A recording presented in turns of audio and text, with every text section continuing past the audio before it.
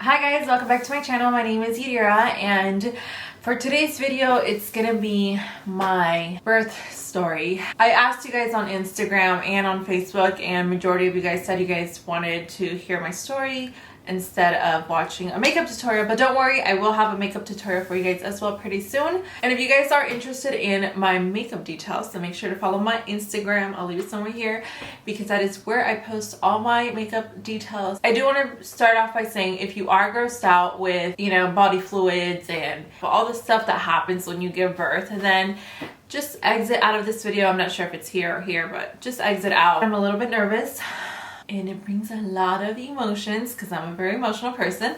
So yeah, Jose and I got married a few years ago. We wanted to kind of do things the right way. So, we were dating for a really long time, and then we moved out together, but it was really, really hard. Like, all that in between was really, really hard. Like, we have not had it easy at all. We have had to work our asses off, which is funny because a lot of people just see us and they're like, oh, they have their shit together, they do this, they do that. Like, la gente nos critica to the max, you guys. Especially here in our hometown, like, everybody just, Yadira and Jose, and like, nobody knows our story, nobody knows what we've been through, nobody knows our struggles. Oh, Jesus. I just realized that I've been talking about something that's happened to me. Ugh. I can't really say this story without... Fuck.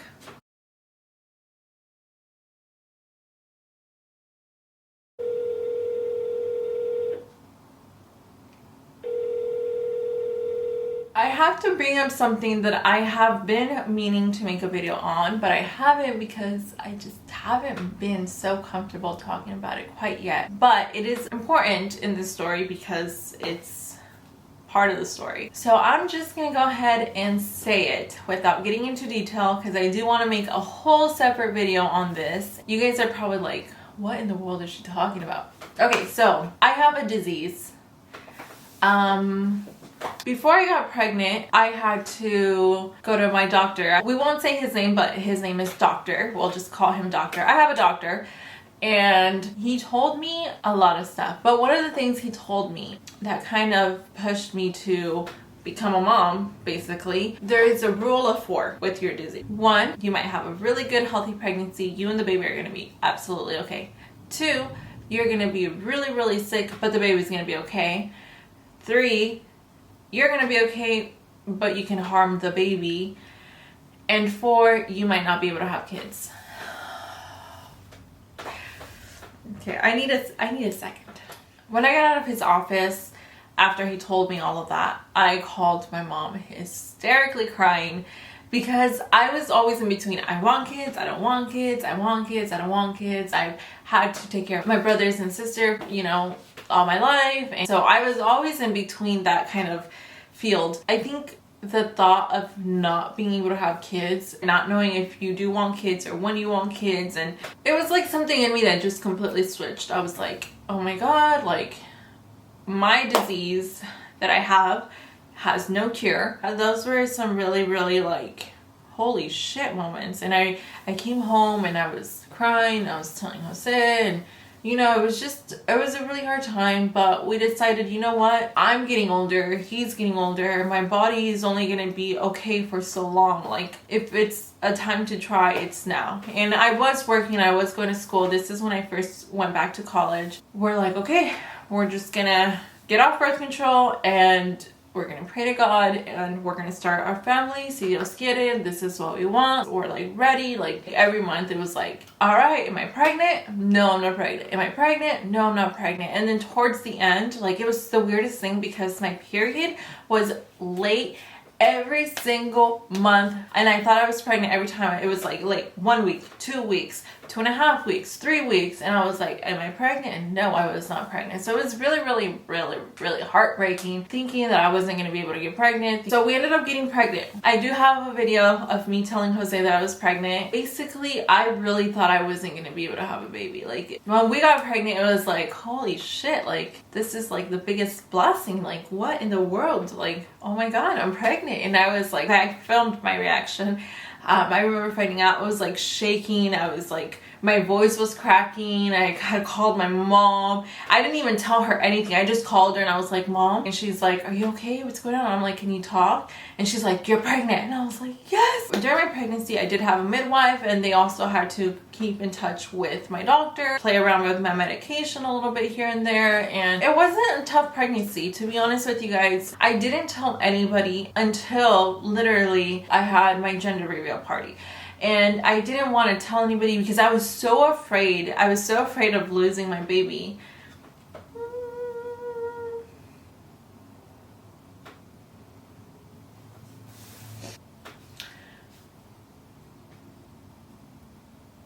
I was so afraid of losing my baby that I just didn't want to tell anybody. I found out that I was pregnant when I was 5 weeks pregnant. The only thing that I did have was a lot of back pain. Like the way that Jasmine was positioned, she was like right on my sciatic nerve, and that shit hurt like a motherfucker. Like that shit was pinching me all day, all night, every day.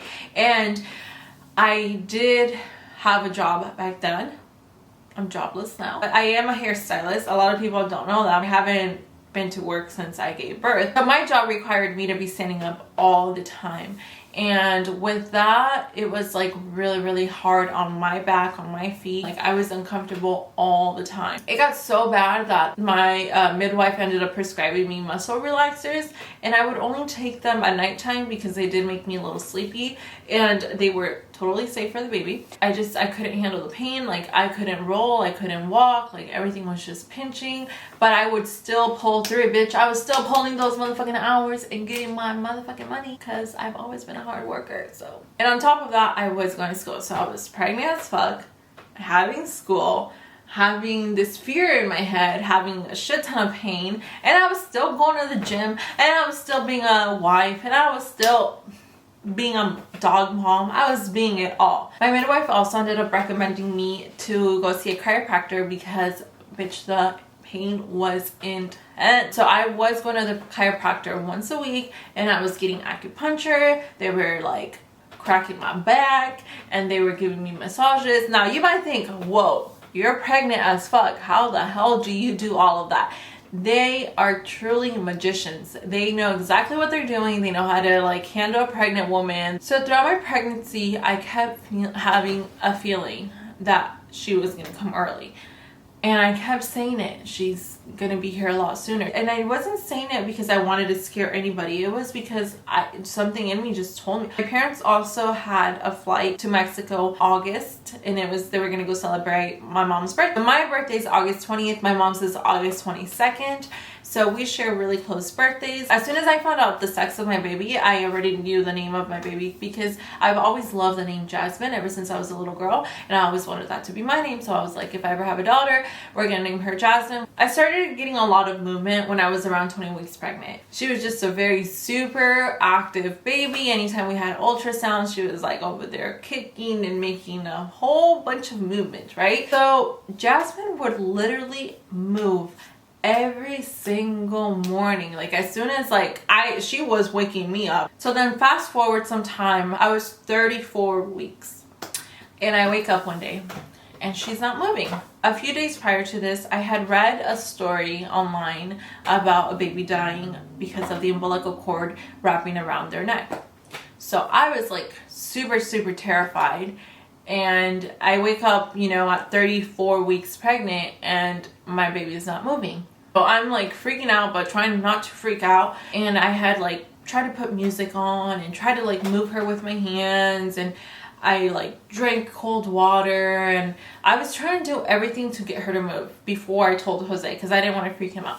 Nothing was working, literally. And I had told him about the story as well. So I go up to him and I tell him, babe, the baby's not moving. Didn't even think it twice, you guys. He got super scared, and I know he got scared because he screamed at me. He's like, get your stuff, we're going to the doctor right now. And I was like, whoa. I didn't expect him to like react like that. He was like, no, hurry up. I got scared because he was so scared, and I was like, I just grabbed my clothes that I had been wearing the day before, which was like my work clothes, so I was full of hair. We go straight to the hospital, and on my way I call and I'm like, hey, they told me that if I ever have any concerns I can go check in, and they're like, oh yeah, just come in. I was like, she's not moving. So I kind of told them what was going on, and I was like, I'll be there in like a couple of minutes, because I decided to go with the hospital that's close to home, because I'm like, oh, if I go into birth I can just go straight there, or Jose can take me, or whatever happens. That was my plan. We arrive at the hospital, and this is where things got really hard. Sorry guys, I have to take a quick pause because I have to go pick up my baby, and I was filming during the day and now it is 7 p.m. at nighttime, so I have to continue my story. So they immediately took me in, and they, you know, did the little heart machine on my stomach, and they found the heartbeat like this, and I was like, oh, thank you God. Oh my God, I was so nervous, I was so scared, and I was like, thank you Lord Jesus. And she started like moving and kicking immediately, like as soon as I laid down on the hospital bed, and I was like, perfect. But I was going to work that morning, so I had Jose call and tell them that I was going to be late because I obviously was in the hospital, but you know, that everything's okay, that I was running late basically. So Jose called them and told them that, and then they like start taking my blood pressure. She's like, oh, your blood pressure's a little high, we'll take it in like 5 minutes. And I was like, oh, okay, cool. So then after that, like 5 minutes passed, and she took it again, and she's like, your blood pressure is really high. We're actually just gonna like monitor you for a little bit. Like, let's wait till your pressure goes down a little. They're like, oh, we're actually gonna keep you here for a little bit longer. And I was like, but I have work, and I didn't have school that day because it was a Friday, but I had my final exam for my AMP class on that Monday. And I remember like thinking like, oh great. Okay, well, all right. So then Jose called my work again. They're like, hey, Gadira is actually going to be like late. Like, she's not going to be like 20 minutes late. It's going to be a lot more. They said, okay. They made me pee, and then they like wanted to like check like everything. And I was like, okay, like what's going on? All of a sudden, they're like, oh, we need to call your midwife, because I was in the same hospital that my midwife was. I was like, okay, what's going on? Like, you know. And my parents, oh my God, I completely forgot to tell you guys. So my parents had booked their flight, and they were supposed to leave that Friday. So I told Jose, I was like, oh, we're not gonna call my parents because, you know, they're supposed to leave and I don't want to freak them out. And he's like, okay, cool.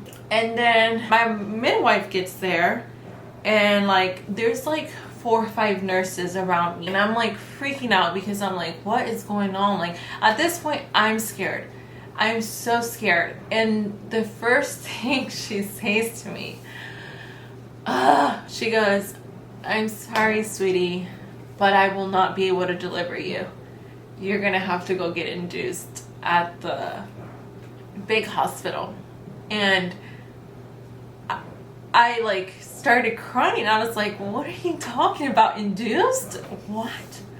Why do I have to get induced? Like, again, I wasn't too familiar with all these words, but I kind of knew what everything meant. Like, induced means that they make your baby come. She's like, yeah, we're gonna have to induce you today. I was crying, I was shaking, I was trying to keep it together. Like, I was trying so hard not to cry because I was so scared. And she told me I had preeclampsia.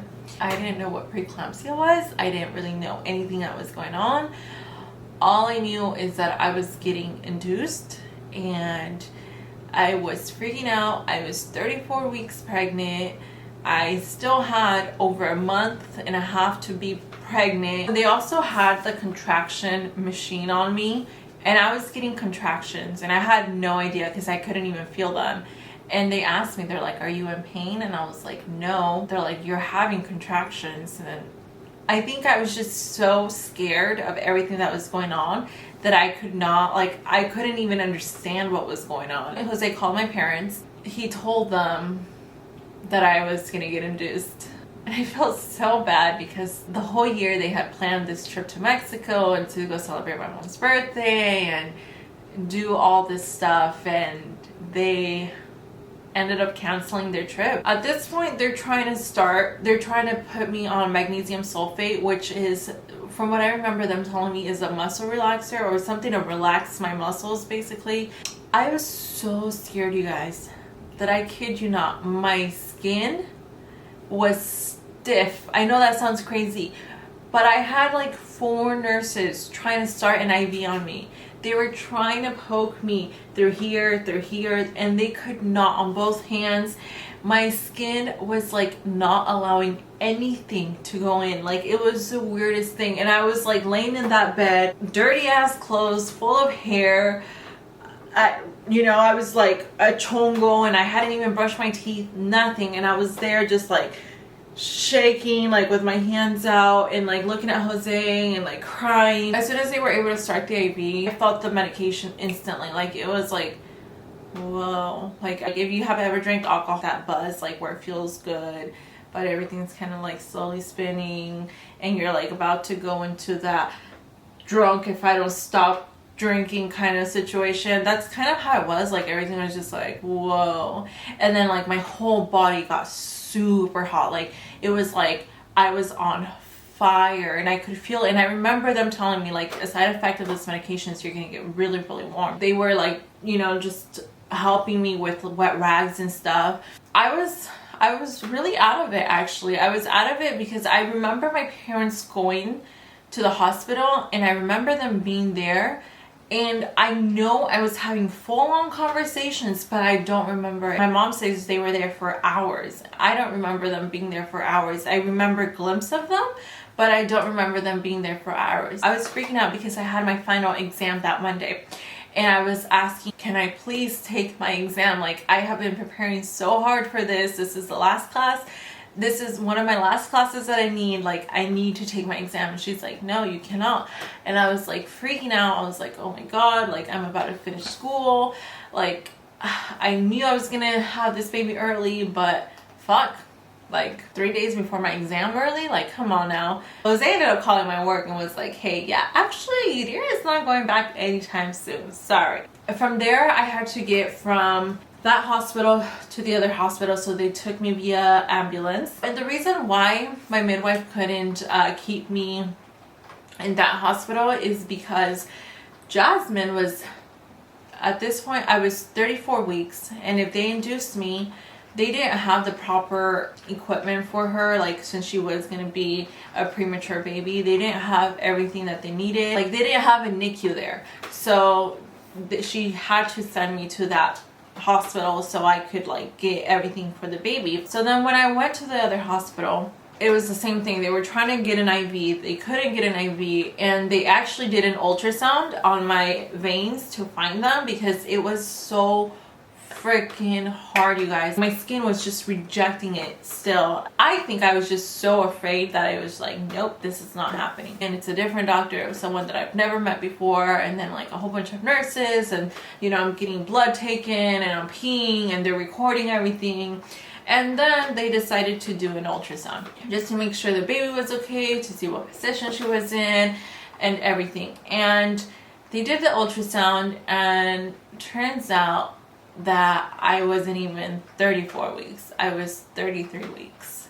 If you've ever been pregnant, or you know a little bit about the process of, carrying a baby, every week that passes by, like, it's a different stage of the baby's growth. So 1 week makes a huge difference. They were saying they wanted to try to keep me pregnant till I was at least 35 weeks, but I wasn't even 34 weeks. I was 33 weeks. They had me on medication. Like, this whole time I was on that magnesium sulfate because they were trying to just relax me, and they were trying to make the contractions not happen. So they had me on that since Friday. They kept telling me, we're gonna induce you, we're gonna induce you. But then when they found out that I was 33 weeks, they were like, well, we need to make sure her lungs are developed as much as they can be before we take her out. They injected me with a steroid, and I hate steroids. You guys are gonna find out pretty soon about my medication and my disease and all of that kind of situation. But I hate steroids. They mess me up really, really bad. I sent Jose to go get the stuff, and we had our dogs. Like, we weren't even, oh my god, we weren't even prepared for the baby, you guys. Like, I had all her stuff, but I didn't have anything ready. I didn't have no bag, I didn't have no clothes. I personally didn't even have any of my stuff with me. Like, we literally just went from Friday morning to the hospital for a quick check-in, to me getting transferred to another hospital, to now being Saturday. I had sent Jose to grab all my stuff, but as far as like the baby clothes, we didn't even have any of that stuff ready. I sent Jose a text message of the stuff that I needed him to bring for me, and I told him, I want you to bring me some underwear. Tell me why this mofo decided to bring me literally one pair of underwear of each kind that I own. So he brought me like my granny panties, my booty shorts, my boy shorts, my thongs. Like, he literally brought me one of each, and I was like, oh my god. When I saw that, like, I was cracking up, but at the same time I was like kind of pissed, because I'm like, dude, what in the world makes you think I'm about to give birth that I'm gonna be wearing a pinche tanga right now? Like, it was bad. I'm like, Mom, just buy me new underwear. Like, I need my bras, I need underwear, I need clothes. Like, I had nothing. Kind of explained to me a little bit more about preeclampsia and why it was so dangerous. Your placenta detaches from the baby, and you can lose your baby, or you can have like full-on seizures, and obviously seizures for anyone are not good, especially for those that are pregnant, and for like babies, like, it's fucking scary. My blood pressure was on Friday was 180 over 120. That is like very, very bad. Throughout my whole stay there, like, it was kind of like that. Like, I just had a really high blood pressure, no idea why. Like, all my other appointments, everything had been going good, I was feeling good. I did have very swollen feet towards those days. I did have very, very swollen feet, but other than that, like, everything else seemed normal besides the back pain. And they told me, or if you start seeing little stars, or if you feel dizzy or stuff like that, that's what they told me, like, you have to let us know. And I was like, okay. So then Saturday I was just there all day. My parents and my cuñada and cuñado were like literally there all day with us as well. And Jose was, you know, going back and forth with the dogs, getting our stuff, showering, eating, getting himself together, and then being at the hospital with me. And then Sunday came, the same thing. Like, my blood pressure was still very high, they couldn't control it, and at this point they had given me another medication. It was a pill, but I don't remember the name of that one. I woke up Sunday and I remember seeing little stars, and I was like, nah, everything's okay. Like, I was trying not to scare myself, so I was like, nah, everything's okay. So I just kind of kept it quiet, but then the little stars like still continued, and I was like, ah, fuck. So I told Jose, I was like, hey babe, like, I'm kind of seeing stars like just flying around. And he's like, you should tell them. And I was like, no, I think I'll be okay. And he's like, no, you should tell them. And I was like, no, I think I'll be okay. So then I kind of stayed quiet for like 30 more minutes, but they still continued. Like, every time I'd look around, I could just see little stars. Like, you know, if you rub your eyes too hard and then you see the like the little flashing lights, like, that's what I was seeing. And I told my nurse, I was like, I'm starting to see little stars. She's like, oh, how long? And I was like, since the morning. And she's like, why didn't you tell me sooner? And I was like, oh, I wasn't sure. And she's like, you should have told me sooner. So then they called the doctor. Mind you, they were trying to like keep me pregnant for another week. And then the doctor's like, yeah, we gotta induce you now. And I was like, wait, what? I was so scared. I was like, oh, no, I shouldn't have said anything. Like, no. This is where it gets a little graphic, so if you need to click out, or if you don't want to hear it, then just, you know, just click out. I remember them putting a little balloon inside me. So what the balloon is, it is a Foley bulb induction. Is when a doctor inserts a small balloon into the cervix to help it dilate faster. And dilate means to get bigger. So they put a balloon inside you, and it's supposed to help your cervix, which is where your baby has to pass through. So it's like your uterus this is your uterus, and then like down here where my thumbs is like your cervix, and then it's like your vagina, right? So it's supposed to like help your cervix kind of expand. You're supposed to tug on it, like it has this little string that like comes out of you, and you're supposed to tug on it. If it comes out easy, then it's ready. That was kind of painful. I wasn't really dilated. I think I was like maybe 1 or 2 centimeters dilated. Like that's how big that area had opened. And then on Monday they started me on Pitocin, and Pitocin is it's a medicine. Pitocin is a drug that causes the uterus to contract and is used either to induce labor or speed it up. That way the baby has enough room to go through. And then when they gave me that Pitocin, I started feeling the contraction. And actually Monday was my birthday. I had turned 24. And I was in labor. I was having contractions, and the contractions were like tightening of my stomach. Like I could feel it. And like when they first started off, just imagine your worst cramps you have ever gotten. That's how it was feeling at this point. Like the worst that I have ever gotten. And I was like, oh my God, like, oh, you know, but it was like, okay, I can still do stuff. I can still walk. I can still eat. I can still use the bathroom. I can still talk. Like, and I was on medication, so it was like, okay, you know, it's okay, it's okay, it's okay. They weren't trying to induce me so fast because she was 33 weeks. So they were trying to get her closer to her 34 weeks.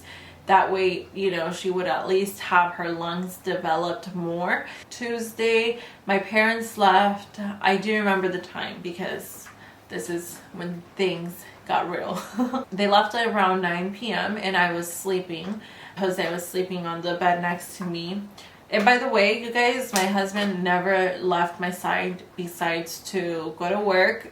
He did have to go to work because he is self-employed. I posted it on social media. I don't remember what day it was, but I was like, hey, to all our friends and family, like we don't really have a lot of answers, but me and the baby are okay. She's definitely going to be here a lot sooner than we expected. You know, just keep us in your prayers kind of situation. My parents left around 9 p.m. and then it was 11 and they woke me up. And they're like, we have to break your water. I guess my contractions at this point were like getting a lot closer together. So like, you know, my body, from all the medication, from the magnesium sulfate to the Pitocin to the balloon to everything, they're like, do you want us to wake up your husband? And I was like, yeah, fuck yeah, wake him up. What the fuck? So, and I know Jose was so tired too, but I mean, you guys can already imagine like how I was feeling. I was hella scared. My parents had like left a couple hours prior. They told me like, once we break your water, like your contractions are gonna be intense. Like this is like, she's coming now. And then he called my parents, and I was just laying in bed, and they just basically like poked me with a needle. I think it was like a needle. I don't even know what it was because I didn't even look. And it was just like water. Like I felt the water just gush out. My parents got there maybe like an hour after that. Yeah, they were not kidding. Like if you already imagined your cramps like super, super bad, the worst you've ever had, now imagine those cramps like 20, 30 times stronger. Like it was so freaking intense. And I wasn't against the epidural at all. Like I went in there like, okay, I'm gonna try as long as I can. If I need it, I'm gonna get it. Like I was not against it whatsoever, but I didn't really know when to ask for it. That was my thing. I didn't know how I was supposed to be feeling in order to get the epidural, if that makes sense. My mom gets there and, you know, she tells me, she's like, are you going to get the epidural? And I was like, yeah. She's like, you should get it now. And I was like, no, just wait it off. Let's wait it off. So I kept saying wait it off because I didn't really know when I was supposed to get it. My contractions were like intense. I had the sweetest nurse ever that night. Bless her soul. She was like an angel. Like she was just she was so sweet. I loved her so much. She was with me throughout all of it. Like she was guiding Jose, she was helping me, she was massaging me. Like she was just everything that I could have asked. Like that's how I know my midwife would have been. And I was very, very sad because my midwife was amazing. She's such an amazing midwife that I was like really, really heartbroken that I wasn't able to go with her. For a couple hours, I was like back and forth with contractions and they hurt so bad. And I remember just sitting down because I didn't want to stand up. Every time I'd have a contraction, like I could feel it. It's like it's such a sharp pain in your back and in your front. You can literally feel your muscles, your bones, everything just squeezed together in positions they're not supposed to be, and that hurts so bad. And every time I'd have a contraction, I'd be like I would hold my breath, like, and they would tell me like, you have to breathe, you have to breathe. But I felt like if I held it in, like it was better, but you know, it wasn't better. They're like, are you gonna get the epidural? And I was like, yes. And they're like, when? And I was like, I don't know. So then my nurse gave me another medication. She's like, this is temporary, like it's gonna relieve the pain, but it's only temporary. And I was like, okay.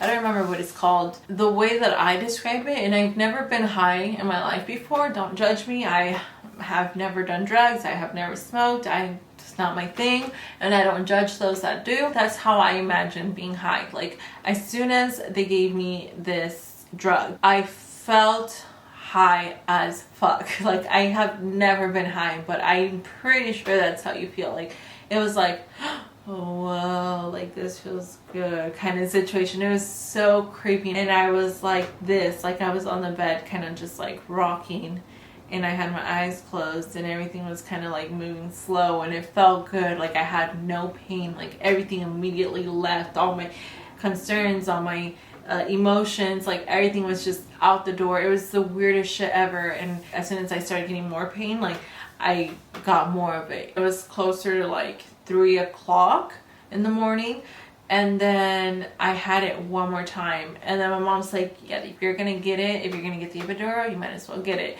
And the nurse was like, yeah, it usually takes about an hour. We have to call the guy and he has to come. And I knew it was like a needle that goes in your back, but I didn't think it was like a long process of it. So then for the epidural part, you have to like sit still, and you have to bend forward, and you have to not move. I was leaning forward and I was like grabbing on, I think I was grabbing onto my mom or Jose, I don't remember, and I would have contractions. I do have to lower my voice because Jose's putting Jasmine asleep, and I need to finish this video because it's literally taken me all day to do. Okay, so as soon as I got the epidural, like the pain immediately went away. And then all of a sudden, I want to say within like 5 minutes of having it at the epidural, like I told my mom, like, Mom, I feel like I have to use the bathroom. And she's like, so I had the little catheter thing because when you have the epidural, like basically you can't feel from your waist down. I couldn't tell if I had to pee or not. So my mom was like, well, just, you know, you have that thing in. And I was like, yeah, Mom, but I have to use the bathroom. So then she's like, okay, we'll tell the nurse. So then we told the nurse, and she came and she checked me, and I was like 4 or 5 centimeters dilated, and she's like, you're not ready, like, you know, like it's not ready. And I was like, oh, okay. And then maybe 5 minutes passed from that time, 5-10 minutes most, and I was like, Mom, I said it like this, I was like, Mom, I'm gonna shit myself, like I have to use the bathroom or else I'm gonna shit myself. And she's like, are you sure, Yadi? And I was like, yes, like I can't hold it anymore.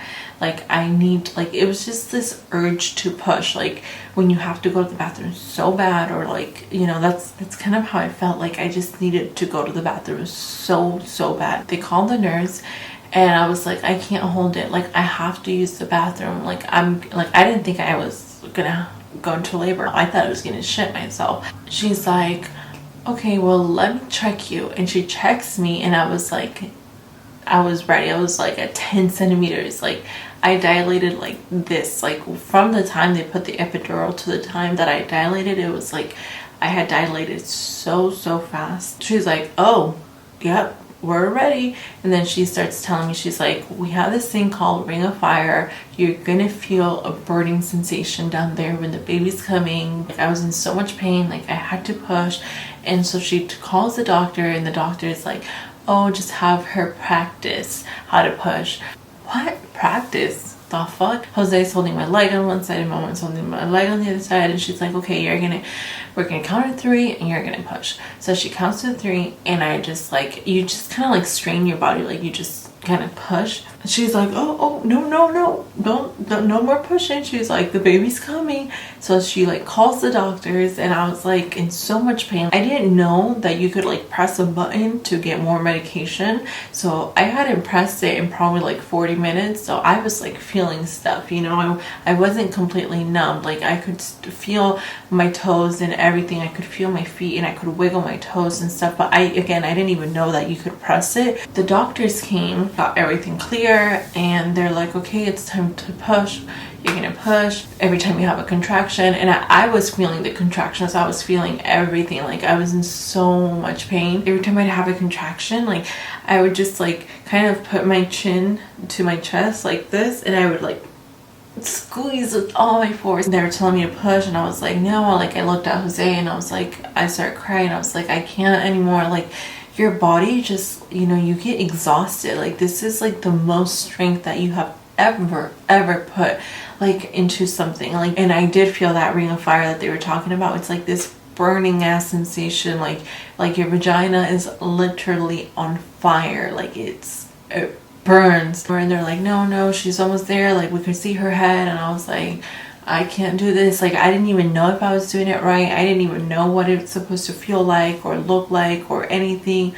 I just, you know, at that point I was just like, I can't do this anymore. And Jose's like, no, like we can see her head, babe.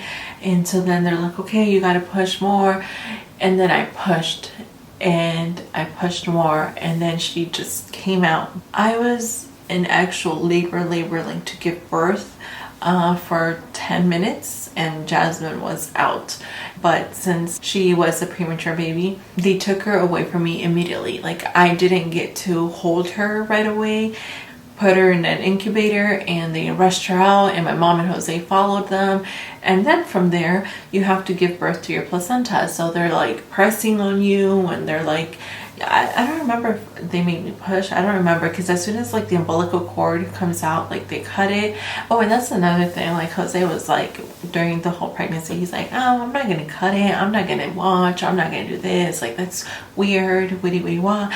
And then in the moment, like all of that just completely went away. He was like straight on looking, and he was like straight up like grabbing my leg and like helping out and telling me, no, I can see her head, oh my god, I can see her hair.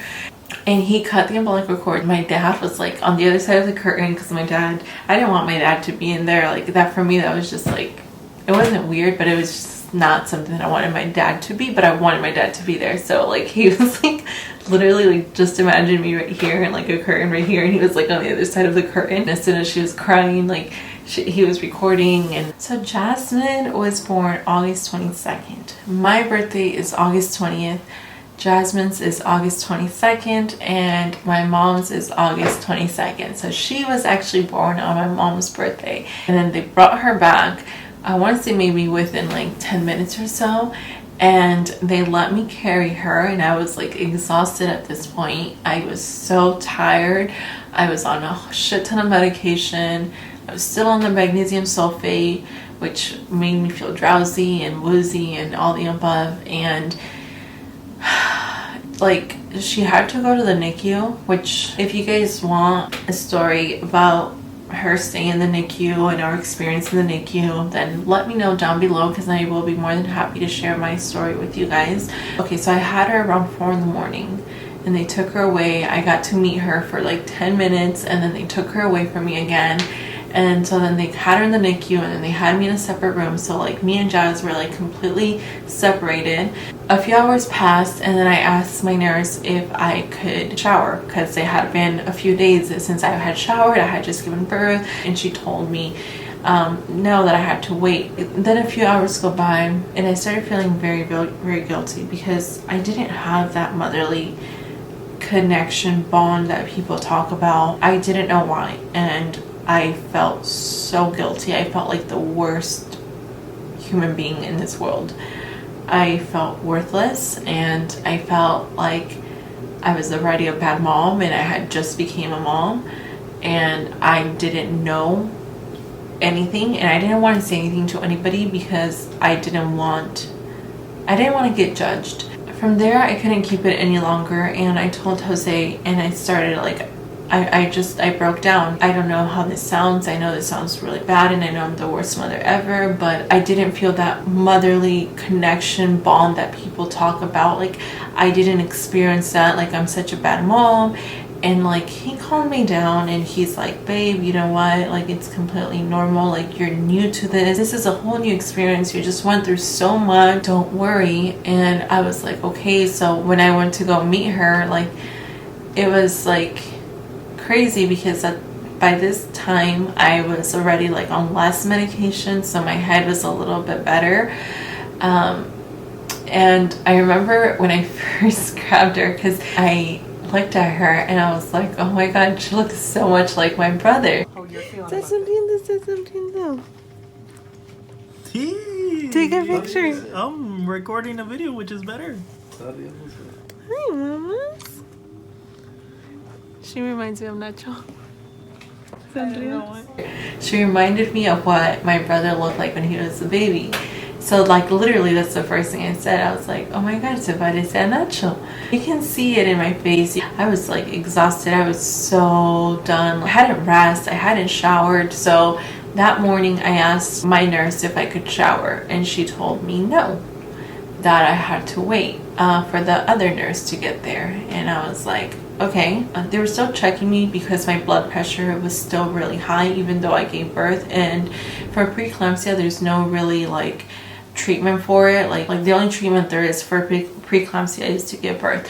My blood pressure wasn't going any lower, so they still had me on the magnesium sulfate, and they still had me on some other medication for the blood pressure, but it was like a smaller dosage. The other nurse came. She came at nighttime. I was like, it's been a few days since I haven't showered. Like, I would like to shower. And she's like, oh no, we'll do it later, like in the morning. And I was like, okay. So then I went to sleep, and you know, Jasmine was in the NICU.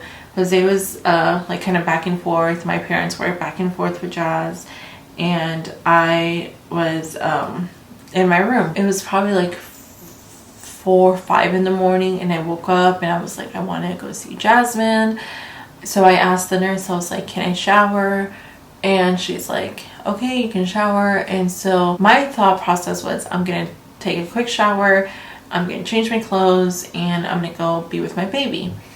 And I got in the shower and I started washing my body, shampooing my hair, and you know, I remember just being in there, and like the water felt so warm, so good.